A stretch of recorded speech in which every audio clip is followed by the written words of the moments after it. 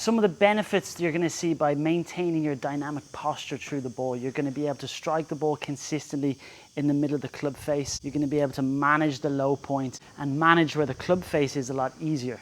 Here's a station to help us do just that. So I used this with a player specifically, and what that player was struggling with was shots to the right, but also slightly thin and a little bit heely. So as the player was making their downswing, their right side, specifically their trail leg, would move in towards the ball. And as the pelvis got closer to the ball, the hands got too elevated through the ball, the handle got too high, and that was aiming and pointing the club face out to the right and releasing the club a little bit early. So we get thin strikes, we get shots to the right. So here's the practice station we were working on. We've got 2 alignment sticks set up. So as the player got set up, we've got this alignment stick in front of the knee, just an inch or so away from the knee.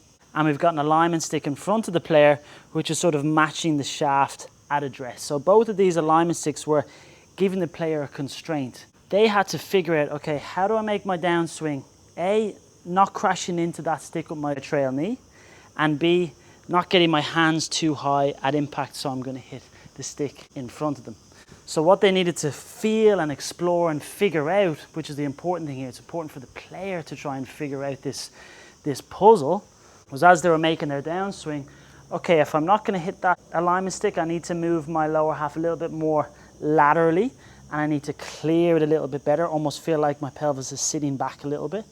And then if I'm not going to hit this stick in front of me, that's going to also allow my hands to enter into impact, get that handle a little bit lower.